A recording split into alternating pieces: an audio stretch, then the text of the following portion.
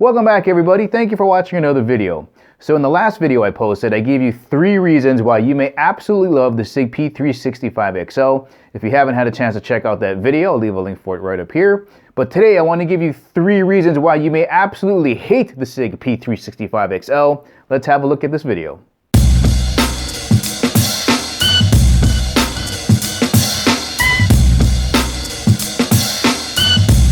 Reason number 1, if you pick up the 365 XL model with the Romeo 0, that might be a problem. Let me show you why.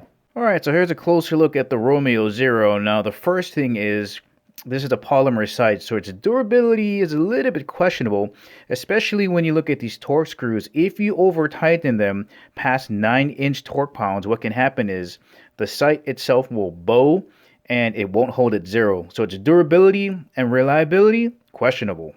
And then number 2, they got this adjustment button so far in that you really cannot adjust it without sticking something in there to either turn it off or on or adjust the brightness. And what ends up happening is, and I got really small hands, your fingernail, the front of your finger ends up scraping the button, and you really need to get your pad way in there, but you can't because the lens is right here. They got to back out that button.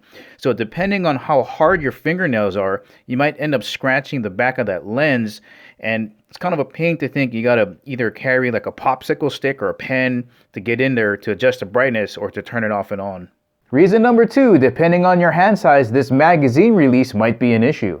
Alright, so here's a closer look at the magazine release, and I love it. I like the shape of it. I like how low profile it is. The issue is when you press it, it sticks out, of course, on this side, and for me, what ends up happening is it hits me right in the middle of my middle finger. So if I'm trying to do a one-handed drop, I can't do it. It's literally jabbing me right here. So I'll have to adjust my hands to kick out the magazine. So for some people, it might be an issue.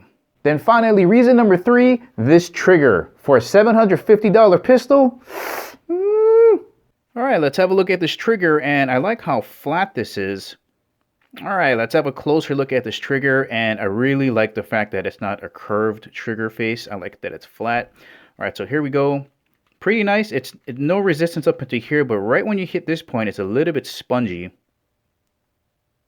See that? Oh. Right there. There's the wall. Okay. Check out the reset. Nice. All right, let's try that again. Okay, nice up until here. And then it gets really spongy.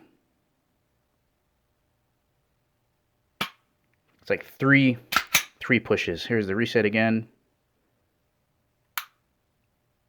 Okay, one more. Good here. Okay, there's that kind of first initial wall, then it gets a little bit spongy here.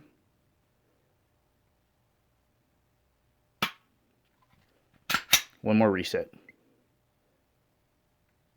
All right, let's see how heavy this trigger is. All right, here comes the first pull. Okay.